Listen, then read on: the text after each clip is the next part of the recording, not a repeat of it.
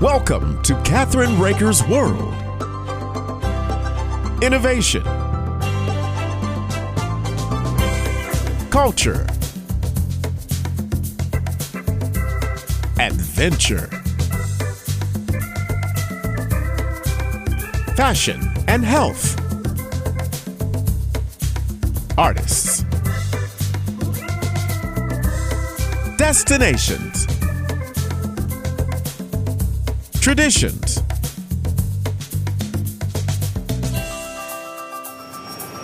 This is Kathryn Raaker's World. Hi, this is Kathryn Raaker of Kathryn Raaker's World. Our guest today is John Goodwin, who is the president of Galaxy Press.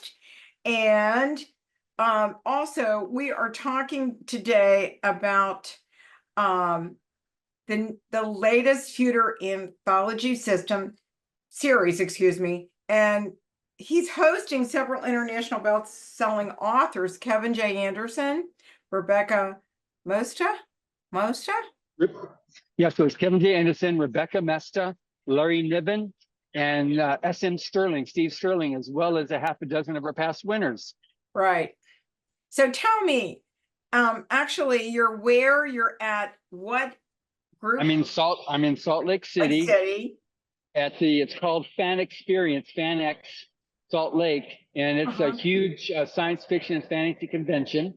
Okay. So this is the third of our series here. I started off with you in Tampa, right. And then following week we were in Atlanta, and now 2 weeks later we're here in Salt Lake City, and this is a huge convention. This is probably our best in terms of sales because Utah is such a literate state. And we sell just a bucket load of books, which as a book publisher, I love almost as much as I love Kathryn Raaker. But anyway, what can I do?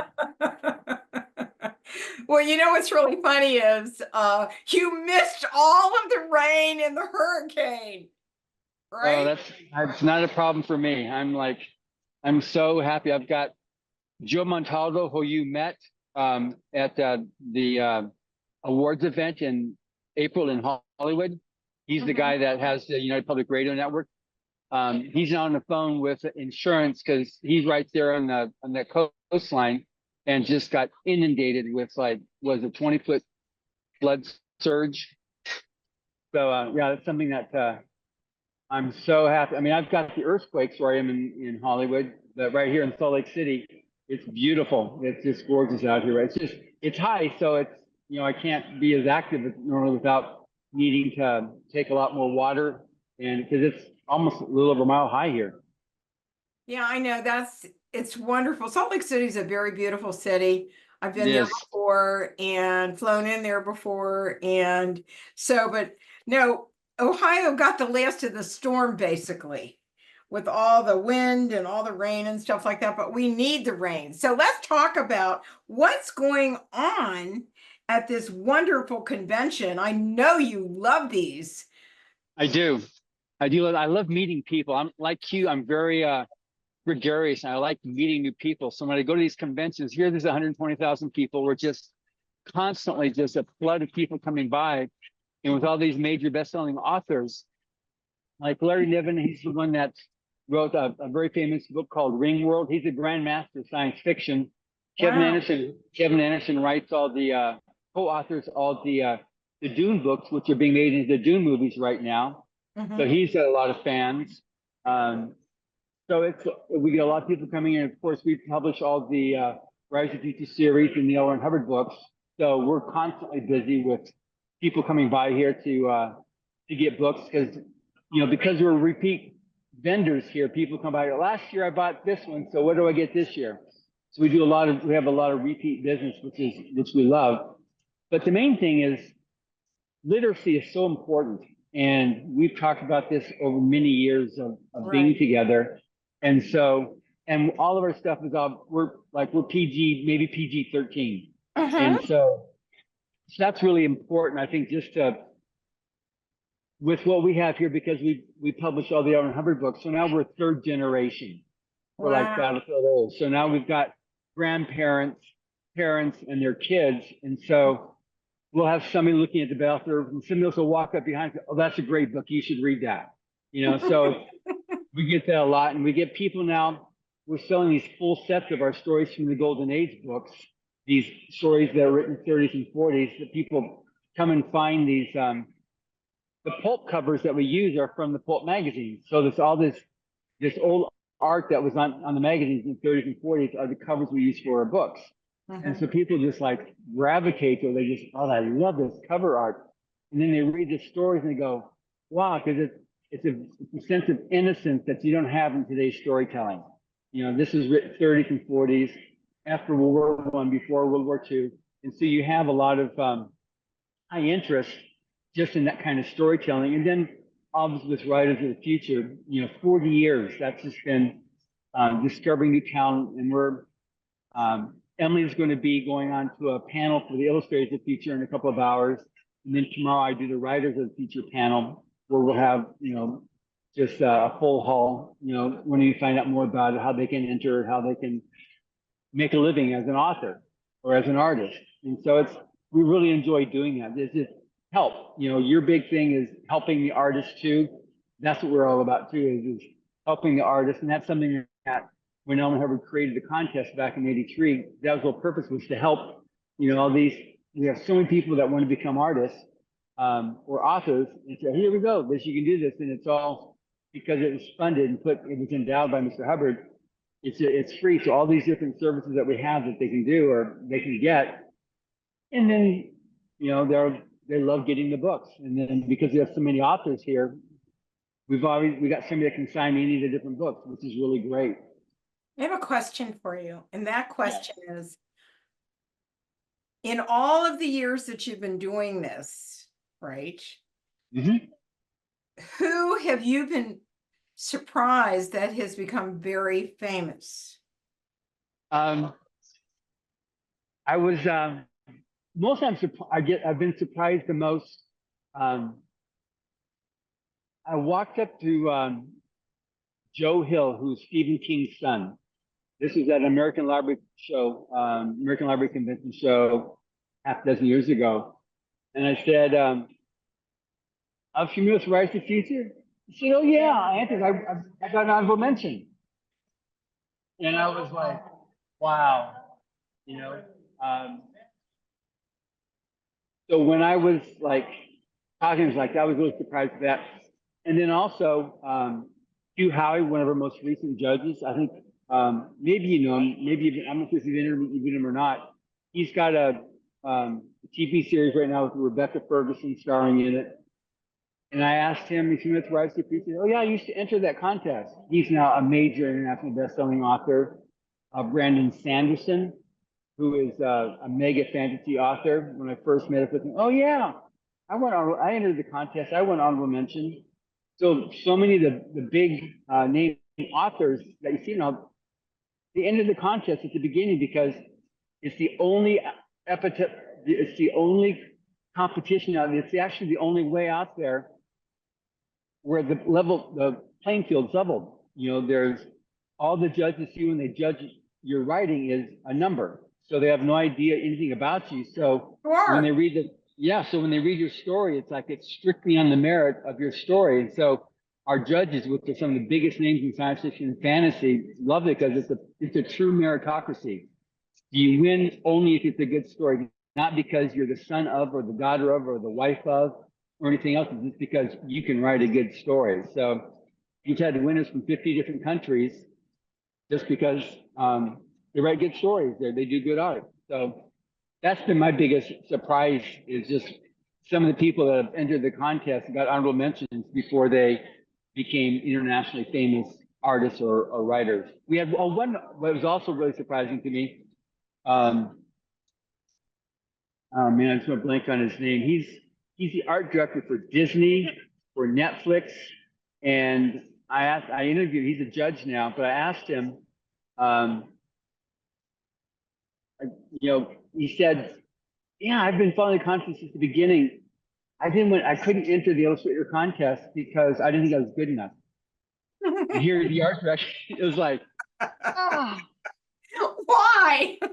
I know, it's like, oh my gosh, So that's one of the things we tell people too. It's such a common problem with writers and artists They never think they're good enough. No, that's true. And I represent a lot of, authors, and some of their books are just so exciting. I can't even stand it. And I talk to the publisher, and they go, these are awesome books. What's wrong with them?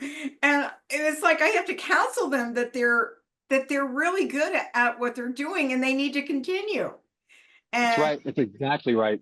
and it's I think after living in a situation with my dad and him being having a music company, or not a music company, but a orchestra and a band, and he was also a publisher of his own lyrics and everything, and he, until the day he died, had music in his, even though with the cancer and everything else he had, he kept on going.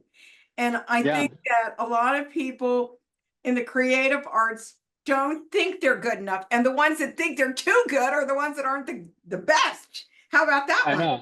Yeah, So, it's crazy. It is crazy. So who is there with you today? I think you were talking about Larry Niven. Yeah, Larry Niven. He's a very famous, like I said, he's a grandmaster of science fiction. We got Kevin G. Anderson, and his wife, Rebecca Mesta. They've published almost 200 books. Steve Sterling, he's got about 10 New York Times bestsellers. He goes under SM Sterling. And then we got half a dozen writers of the future and illustrators of the future, artists and writers who have gone out themselves. Eric James Stone won a Nebula Award, and he's here right now. And there's Julie Frost, who was the winner about 10 years ago, and our grand prize winner from like 3 years ago. So we've got just a lot of great authors that are here right now to see people. And it's just a lot of fun, just seeing them. The thing is just that raw creative talent. When you got all those creatives together in one place, it's so much fun. Just like, they all have their own particular thing that they love to do, but together it's just all this creative, like, energy, coming together. Which I just love that. That's it. It's such a rush. And how long are you there? How many days are you there? Yesterday was day one, and then today's Friday, and tomorrow it's over on Saturday. So tomorrow Saturday at 7 o'clock it's over. Then it's back home. How many of these do you do a year? I do. Let's see. In February, I'll be at a writing conference called Superstars, and then another conference called LTUE, which stands for Life, the Universe, and Everything, which is a story from Douglas Adams. And then I go to San Diego Comic Con, Tampa Comic Con, Atlanta Dragon Con, and then Salt Lake City FanX. And then in a couple of weeks, I'll be going to Frankfurt for a book fair there. Oh yeah, Frankfurt, Germany. Yes. And then I'll come home via London for a bunch of publisher meetings. And then the Christmas thing. Yeah, then we have our Hollywood Christmas parade. Yeah. And then this year, normally we try to do the Wild Western Festival, but we're not doing it this year. We had a conflict there, so it won't be this year, but that's pretty much all I do. Yeah, I know. That's pretty fun, right? Yes, it's really fun. Yes. Anyhow, well, I have to tell you, I think it's pretty exciting too. And meeting some of the people and getting to know them with such joy in it. Yeah. That I was really excited. So I'm trying to encourage people to go up and put their wonderful stories in, and also their illustrations. And I think that's really important to know. So it's a short story. It's not a long novel. Right. Short story up to 17,000 words. And it's kind of like, maybe it's referred to as a novelette. And then when you submit the illustrator contest, there's 3 illustrations that you can submit, and all of them you can upload onto the portals at writersofthefuture.com. You go there and you can enter writer contest, enter illustrator contest. Even if you get published in the book, all we ask is that we get first rights to print, and then you can get reprints. There's no problem with that right away after we release our book. We just want to make sure that we get the first rights to print it. So no, it's just you got nothing to lose and everything to win. And the worst that's going to happen when you submit your story is you get an email saying, "Thank you very much for entering. Please submit again." That's the worst that's going to happen. But And it's you not up from can there put it to- in many times, right? Till you win. Yes. Until you win. Yeah. Well, what you do is once you can enter once a quarter, and there's 4 quarters a year. But if you submit and it doesn't get accepted, then do some editing to it. We have the free online writing course that you can take at also at writersofthefuture.com. But one thing too, we encourage you, just write another story, write another story, write another story. And that's, if you've only got one thought of a story, then you just need to like open up your creative juices and come up with more ideas. Just writers can come in with many different story ideas. So you don't have to like stick on your one story. You can do your one story and then come up with another story idea. Read stories, read the Writers of the Future book and see different story ideas. And when you do the free online workshop, there's different tools you can use there to be able to come up with story ideas and how to freshly create stuff. So, we just want to be able to help you. Well, we thank you for joining us today. It's been a pleasure, as well be on your next one, your next adventure. Okay. Maybe I can talk to you from Frankfurt when next That time would there. be wonderful. Yeah, that'd be fun. Okay, so where can people again go and get enter the contest either as an Right. illustrator or an author? Where can they go, John? And when's the next deadline? Okay, so you can go to writersofthefuture.com. The current quarter is over the end of this month, 30th of September at midnight. And so December 30th at midnight. And then after that, the next quarter starts October 1st and goes to December 31st. Okay, well, thank you so much. And don't forget to go up on our website at KathrynRaakersWorld.com and let's just talk. And you're on yournews.com and everywhere else that we can put you. We'll see you soon. Thank you very much, Kathryn. Thank you. Wonderful time. And give your sweet wife a big hug from us. Thank you. Definitely. Thank you, Kathryn. Bye.